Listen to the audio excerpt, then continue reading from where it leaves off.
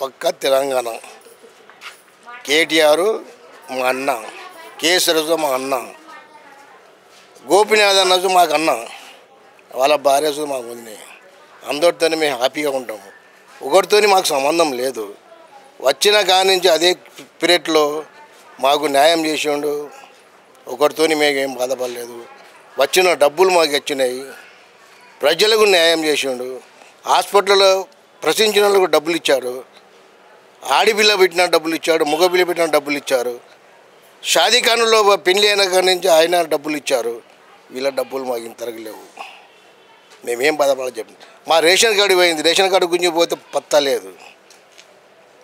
ఎవరితో మేము చెప్పాలండి? ఈయన మా అన్నే లేదంటలేము, గెలిచే మాకు అన్నే కావాలంటలేము. గరీబులకు న్యాయం చేయండి. అన్యాయం ఎక్కడ జరిగిందండి? అన్యాయం ఎక్కడ జరిగింది? ఇప్పుడు వచ్చిన కానీ మాకు అన్యాయం జరుగుతున్నది కదా. ఇప్పుడు ఇక్కడ వచ్చిన కానీ మాకు అన్యాయం జరుగుతుంది. వచ్చినప్పుడు ఏం మంచిగా చేస్తున్నామని చెప్పు, ఏమని చేసినా మంచిగా. ఒక ఇండ్లు లేవు, నా ఏం లేవు, అసలు ఏం ఇది లేదు మాకు. కేసీఆర్ ఉందని నాకు గోపినాథ్ ఉండే, ఆ సునీత మేడం ఉండే, ఆమె మాకు ఫోన్లు చేసి చెప్తుంది మాకే ఏంటి ఓట్లని, మాకే చేయండి, మాకు గెలిపియండి అని చెప్పి. వాళ్ళు గోపినాథ్ ఉన్నప్పుడు బాగుండే మాకు. ఏ దేనికన్నా కానీ ప్రతి దానికి ఒక అన్నలాగా ఉండే మాకైనా.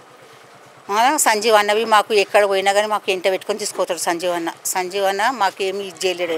ఆయనవి మాకు మంచిగా హెల్ప్ చేసిండు ఆయన సంజీవ్ అన్న. ఎవరు కోటేస్తారండి? మేము కేసీఆర్కి వేస్తామమ్మా.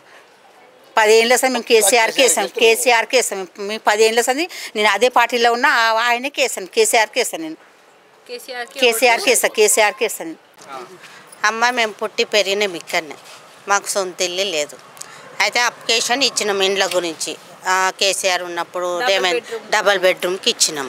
ఇస్తే నేను ఇక్కడ బస్తీలో ఎక్కడ లేదు నీ పేరు అంటే, మేము ఒక ఆఫీస్కి పోతే ఇక్కడ ప్రేమ్నగర్ అయితే ప్రేమ్నగర్లో ఉంటా నేను. అయితే అక్కడ పోయి ఆఫీసులో ఆడితే ఇక్కడ లేదు ప్రేమ్నగర్లో అంటే, సీదా ఆఫీస్ పోతే బొబ్బుగూడలో ఉండే అమ్మ నాది. ఇక చిన్నప్పుడు అని మేము ఒకళ్ళ ఇంటికాడ దిగితే ఆడ అది నాకు సొంత ఇల్లు అని వేసారమ్మ. గది నాయమ్మ, అది సొంత ఇల్లు 3వ నంబర్లో వచ్చింది. ఇక 3 కొడుకులు, వాళ్ళు ఇంత కష్టం చేస్తారు, ఇంట్లో ఉంటారు. అప్పుడు ఇస్తాడు. పింఛన్ లేదు. మా ఆయనకు హార్ట్ ఆపరేషన్ అయింది, ఆయనకు పింఛన్ లేదు, నాకు పింఛన్ లేదు. కిరాయి 7,000 కిరాయి కడతా ప్రేమ్నగర్లో. ఏం లేదు. అన్ని అప్లికేషన్ల గురించి వస్తే గట్ల అయింది. నేను సుల్తాన్ నగర్లో ఉంటా. నాకు 2 బిడ్డలు 3 కొడుకులు. అయితే అందరూ బాగున్నారు. నా చిన్న బిడ్డ 4 సంవత్సరాలైంది, క్యాన్సర్ అని చనిపోయింది. ఆమెకు ఒక కొడుకు, ఒక బిడ్డ, భర్త ఉన్నాడు. వాళ్ళకు ఇల్లు లేదు. చాలా పరిస్థితి ఘోరంగా ఉంది. ఈఎస్ఐలో కాంట్రాక్ట్లో పనిచేస్తారు. కాబట్టి నా బిడ్డది డెత్ సర్టిఫికెట్ ఉన్నది, సచ్చిన ప్రూఫ్లు ఉన్నాయి. కాబట్టి నా బిడ్డకు తల్లి లేని పిల్లగాడు ఉన్నాడని వాళ్ళకు ఒక స్థలం చూపించి ఇల్లు ఇస్తే బాగుంటుందని వందనాలు చేసింది. 500 సిలిండర్ ఇతనని ఇవ్వలేదు. ఇంటికి అది బస్సులు ఫ్రీ అన్నాడు. అన్నీ మళ్ళీ కొన్ని ప్రైవేట్ చేసేసిండు. ఒకరికొకరు కొట్టుకొస్తుండ్రు బస్సులల్లో. అది ఏంది కరెంటు ఫ్రీ అన్నాడు. ఎవరికో 100 వస్తుంది కరెంటు ఫ్రీ, అందరికి వస్తలేదు. రైతు బంధువులు వస్తలేదు, మాకు ఇస్తలేడు. లేదు, మాకు రేషన్ కార్డు లేదు. పింఛన్ 60 సంవత్సరాలు ఆయనకు 60 సంవత్సరాలు కానీ పింఛన్ రాస్తలేరు. కొత్త రేషన్ కార్డు లేదు, పింఛన్ లేదు, లేవు. ఏమి చేసిండు ఆయన? ఆ పింఛన్ ఆంధ్రలో పింఛన్ 4,000 ఇస్తున్నారు. ఇక్కడ 2,000 సుధా ఇచ్చేదానికి గతి లేదు. టైంకి ఇస్తలేడు. 500 సిలిండర్ లేదని చెప్పిన 500 సిలిండర్ వస్తుందా లేదు.